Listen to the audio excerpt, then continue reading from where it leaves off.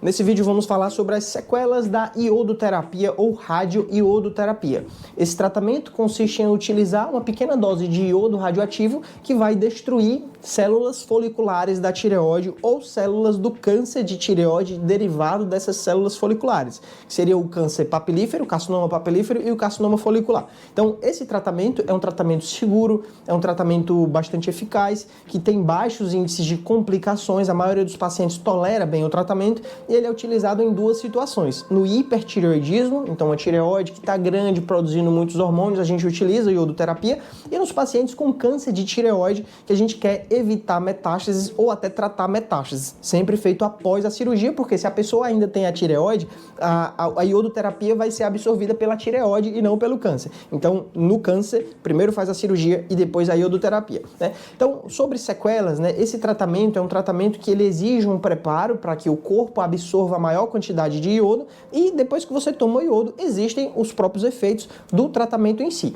Falando primeiro do hipertireoidismo, nesses casos, a própria doença já traz muitas alterações, o hipertireoidismo, e a dose que é utilizada para tratar o hipertireoidismo é uma dose baixa, então os pacientes, na maioria dos casos, não sentem o que eu vou falar, né, a partir daqui, tá? Então, para hipertireoidismo, se o seu caso for indicado, faça sem medo, é algo que vai realmente reverter o problema e vai ser muito mais fácil controlar depois da iodoterapia. Hipertireoidismo é uma doença séria, quando faz o tratamento com iodo, a principal consequência é que vira hipotireoidismo. Câncer de tireoide, nós utilizamos doses pequenas, chamadas de ambulatoriais, de 30 a 50 mg, que na hipertireoidismo usa 15, né? Usa uma dose até menor do que isso, tá? Então, o paciente pode usar uma dose ambulatorial. Nessa dose, o paciente não precisa se isolar no hospital, ele toma e volta para casa, deve se isolar em casa, porque esse iodo radioativo, pessoas próximas podem acabar tendo a tireoide prejudicada por conta da radiação. Isso durante 1 a 2 dias é o pico, né, o seu corpo, depois que você toma, o seu corpo vai expelir essa radiação, então é importante ter esse isolamento. Nos pacientes com câncer mais agressivo, mais avançado, a gente usa doses de 100, 150 até 200 mg, então são doses maiores. Quanto maior a dose, maior o risco de ter sequelas, de ter efeitos colaterais desse tratamento. No preparo, o paciente que fica em hipotireoidismo durante 30 dias sem tomar o remédio tem os efeitos do preparo. Então pode ter um aumento do inchaço, uma sonolência, uma queda do estado geral, uma falta de coragem, pode mexer com o intestino, a pele pode ficar seca, o cabelo pode ficar caindo, mas isso apenas durante o preparo. Depois da iodoterapia, quando você voltar a tomar o remédio, não vai ter mais nada disso, né? Então esses efeitos são do preparo. Além desse preparo suspendendo a medicação, vai ser necessário um período de 2 semanas com uma dieta pobre em iodo, uma dieta em que você vai tirar da sua alimentação os principais alimentos que contêm iodo, para que as células que sobraram do câncer ou da tireoide, elas fiquem com fome de iodo. Então, o principal alimento é o sal de cozinha. O sal de cozinha, desde a década de 50, aqui no Brasil, ele é fortificado com iodo. Então, se você cortar o sal de cozinha e aí começar a usar um sal especial que não contém iodo, nesses casos você consegue, né, fazer justamente o preparo de forma adequada. E aí a consequência de tirar o sal de cozinha é que você não vai poder comer fora de casa, porque todas as comidas foram preparadas utilizando esse sal de cozinha. Alimentos como conservados, enlatados, eles contêm também sal de cozinha. Se você compra um pão de padaria, ele contém sal de cozinha. Então, na prática, nessas 2 semanas, você vai cozinhar a sua própria comida. Vai fazer uma tapioca, vai fazer uma pipoca usando sal especial, vai fazer arroz, vai fazer frango, carne, tudo usando o sal especial sem iodo. Então, dá para comer, o problema é que para onde você for, você vai ter que levar a sua marmita, né, ou comer em casa, tá? Passado esse período do preparo, depois que toma o iodo radioativo, podem surgir os efeitos do iodo que, como eu falei, dependem da dose. Quanto maior a dose, mais efeitos. Nos pacientes que têm efeitos colaterais, quais são esses efeitos? Pode ser que assim que toma o iodo, pode ter algum efeito gástrico, náusea, vontade de vomitar, dor no estômago, que depende muito da história pregressa do paciente, se a pessoa já tem tendência a ter esses sintomas ou não, se tem o estômago mais fraco, né? Nesses casos, no próprio local que você está tomando a iodo, eles vão perguntar sobre isso e vão passar algum medicamento, afinal você vai tomar num hospital, numa clínica, né? Vão fazer um certo preparo, usar alguns alguns medicamentos justamente para que você não tenha esses sintomas. E os outros efeitos, eles envolvem os locais que captam o iodo radioativo, que o principal deles, além do pescoço, onde pode ter uma certa dor, um certo desconforto, são as glândulas salivares. Então, as glândulas que produzem saliva, nós temos a parótida, que fica nessa região, a submandibular, e temos várias pequenas glândulas dentro da boca. Então, essas glândulas, elas podem sofrer com o iodo radioativo. Então, pode ter dor nessas glândulas. Essas glândulas, elas podem perder parcialmente a função, que é produzir saliva. Então, a pessoa pode ter boca seca. Elas podem ficar inchadas, inflamadas, doloridas. E, no longo prazo, a sequela que pode acontecer é a produção crônica de saliva. Então, você vai ter uma certa deficiência na produção de saliva, vai precisar, às vezes, usar um spray de saliva artificial. E essa redução de saliva pode facilitar a formação de pedras ou cálculos na glândula salivar, geralmente na submandibular. Então, para proteger isso, para evitar que isso aconteça, uma das condutas que é recomendada para o paciente que está lá, tomou o iodo radioativo, é começar a beber bastante água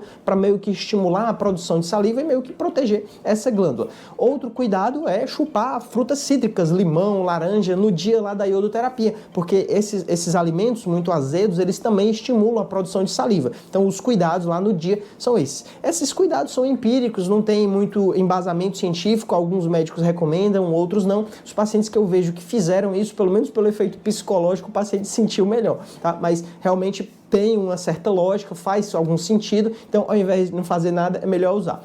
E o outro efeito, né, além do efeito gástrico, do efeito das glândulas salivares, é o efeito nas papilas gustativas da língua. Então pode ser que perca o paladar durante algumas semanas, né? Na maioria dos casos não é algo definitivo, tem só uma leve redução no gosto, a pessoa não sente o gosto direito ali nos primeiros dias, tá? Repetindo, esses efeitos que eu falei, eles dependem da dose, dependem da intensidade do tratamento.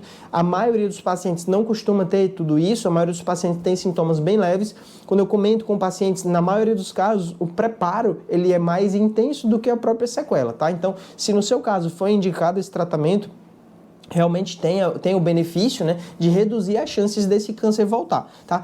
Na internet se divulga muito também, até já fiz vídeos sobre isso, sobre um efeito a longo prazo, que existe uma preocupação muito grande, que é sobre leucemia. Então saíram alguns estudos comparando pacientes que haviam feito iodoterapia na população e viram que nesse grupo havia um leve aumento na incidência de leucemia anos depois da iodoterapia. Então esse estudo, né, ele não acompanhou os pacientes, foram estudos populacionais, então você apenas abriu o banco de dados de pessoas com câncer e cruzou essas informações e viu isso, né? Então, primeiro que nesse estudo só houve essa incidência nos pacientes que fizeram doses altas de iodoterapia, acima de 250. Pacientes que fizeram doses baixas não têm esse risco, tá? E segundo que, se o paciente fez uma dose alta de 250, você está ali diante de um câncer agressivo. Então, antes de se preocupar com um câncer que pode aparecer daqui a vários anos, você tem que se preocupar em conseguir ficar curado desse câncer que você tem agora. Se você tem um câncer de tireoide agressivo, esse câncer ele pode ter uma dificuldade de controle e você pode morrer desse câncer.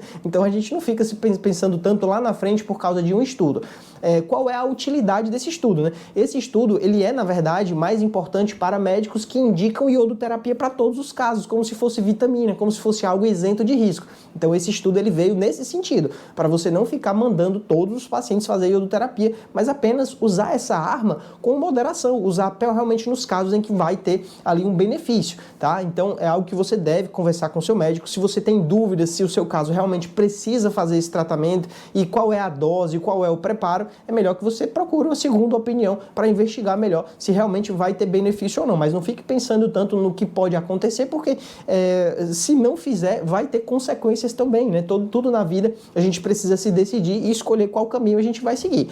Se o seu caso tem indicação de iodo e você não fez, o que é que pode acontecer? Podem surgir com a maior incidência recidivas. Pode ser que o câncer volte e você tenha que operar de novo e fazer iodoterapia e às vezes não consegue resolver com esse próximo tratamento e tenha que operar de novo. Então, em câncer a gente aprende que a primeira chance pode ser a última chance de você ter um controle adequado, né? Então, quando não trata adequado da primeira vez, acaba tendo essa dificuldade no longo prazo, tá? Mas, claro, depende do caso. Existem casos que nem precisa fazer a tiroidectomia total, só a parcial resolve, não precisa de iodoterapia, né? Então realmente é uma decisão que precisa ser avaliada caso a caso, não é para todos os pacientes, tá bom? E é isso, espero ter ajudado, até o próximo vídeo, valeu!